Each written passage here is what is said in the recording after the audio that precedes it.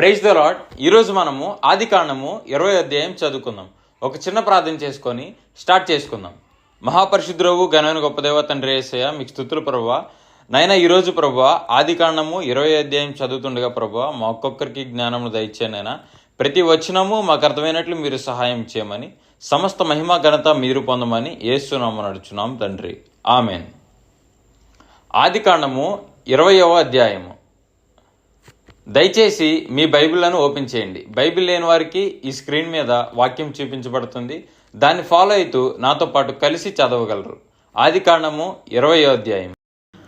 అక్కడ నుండి అబ్రహాము దక్షిణ దేశమునకు తరలిపోయి కాదేషుకును షూరుకును మధ్య ప్రదేశములో నివసించి గెరారులో కొన్నాళ్ళు ఉండెను. అప్పుడు అబ్రహాము తన భార్య అయిన శారాను గూర్చి, ఈమె నా చెల్లెలని చెప్పాను గనుక గెరారు రాజైన అబీమెలెకు శారాను పిలిపించి తన ఇంట చేర్చుకొనెను.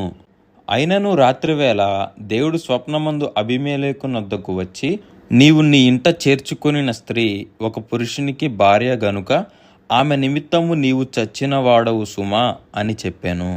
అయితే అబీమెలెకు ఆమెతో పోలేదు గనుక అతడు, ప్రభువా, ఇట్టి నీతిగల జనమును హతము చేయుదువా? ఈమె నా చెల్లెలని అతడు నాతో చెప్పలేదా?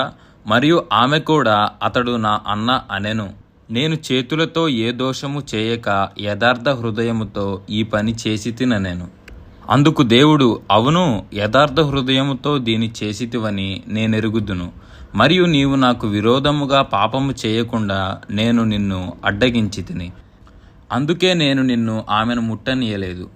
కాబట్టి ఆ మనుషుని భార్యను తిరిగి అతనికి అప్పగించుము. అతడు ప్రవక్త, అతడు నీ కొరకు ప్రార్థన చేయును, నీవు బ్రతుకుదువు. నీవు ఆమెను అతనికి అప్పగించని ఎడల నీవును నీ వారందరూ నిశ్చయముగా చచ్చెదరని తెలుసుకొనమని స్వప్నమందు అతనితో చెప్పాను. తెల్లవారినప్పుడు అబీమెలెకు లేచి తన సేవకులందరినీ పిలిపించి ఈ సంగతులన్నీయు వారికి వివరించినప్పుడు ఆ మనుషులు మిగుల భయపడిరి. అబీమెలెకు అబ్రహామును పిలిపించి, నీవు మాకు చేసిన పని ఏమిటి? నీవు నా మీదికిని నా రాజ్యము మీదికిని మహాపాతకము తెప్పించున్నట్లు నేను నీ ఎడల చేసిన పాపమేమిటి? చేయరాని కార్యములు నాకు చేసితువని అతనితో చెప్పాను. మరియు అబీమెలెకు, నీవేమి చూచి ఈ కార్యము చేసితువని అబ్రహామును అడగగా, అబ్రహాము, ఈ స్థలమందు దేవుని భయము ఏమాత్రమును లేదు గనుక నా భార్య నిమిత్తము నన్ను చంపుదురనుకొని చేసి తిని. అంతేకాక ఆమె నా చెల్లెలన్న మాట నిజమే. ఆమె నా తండ్రి కుమార్తె గాని నా తల్లి కుమార్తె కాదు. ఆమె నాకు భార్య అయినది. దేవుడు నన్ను నా తండ్రి ఇల్లు విడిచి దేశాంతరము పోవునట్లు చేసినప్పుడు నేను ఆమెను చూచి, మనము పోవు ప్రతి స్థలమందు ఇతడు నా సహోదరుడని నన్ను గూర్చి చెప్పుము.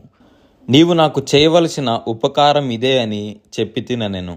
అబీమెలెకు గొర్రెలను గొడ్లను దాసదాసి జనులను రప్పించి అబ్రహాముకిచ్చి అతని భార్య అయిన శారాను అతనికి తిరిగి అప్పగించెను. అప్పుడు అబీమెలెకు, ఇదిగో నా దేశము నీ ఎదుటనున్నది, నీకిష్టమైన స్థలమందు కాపురం ఉండమనెను. మరియు అతడు శారాతో, ఇదిగో నీ అన్నకు నేను 1000 రూపాయలు ఇచ్చియున్నాను. ఇది నీ ఎద్దనున్న వారందరి దృష్టికి ప్రాయశ్చిత్తముగా నుండుటకై ఇది నీ పక్షముగా ఇచ్చియున్నాను. ఈ విషయమంతటిలో నీకు న్యాయము తీరిపోయినదనెను. అబ్రహాము దేవుని ప్రార్థింపగా దేవుడు అబీమెలెకును అతని భార్యను అతని దాసిలను బాగు చేసెను. వారు పిల్లలు కనిరి. ఏలయనగా అబ్రహాము భార్య అయిన శారాను బట్టి దేవుడు అబీమెలెకు ఇంట్లో ప్రతి గర్భమును మూసి ఉండెను. ఈ వాక్యము దేవుడు దీవించునుగాక. ఒక చిన్న ప్రార్థన చేసుకొని ముగించుకుందాం. మహాపరిశుద్ధుడవు ఘనమైన గొప్ప దేవ తండ్రి యేసయ్య, మీకు స్తుతులు ప్రభువా. నైనా ఈరోజు ప్రభువా ఆదికాండము 20వ అధ్యాయం చదవడానికి ప్రభువా మీరు జ్ఞానం ఇచ్చారు, మీకు స్తుతులనైనా. ఇలాగేనైనా ప్రతిరోజు ప్రతి అధ్యాయం చదువుతుండగా ప్రభువా మా ఒక్కొక్కరికి జ్ఞానమును దయచేయమని, సమస్త మహిమ ఘనత మీరు పొందమని యేసు నామమున అడుగుచున్నాం తండ్రి, ఆమెన్. మరలా రేపు కలుసుకుందాం. ఆదికాండము 21వ అధ్యాయం చదువుకుందాం. అంతవరకు సెలవు.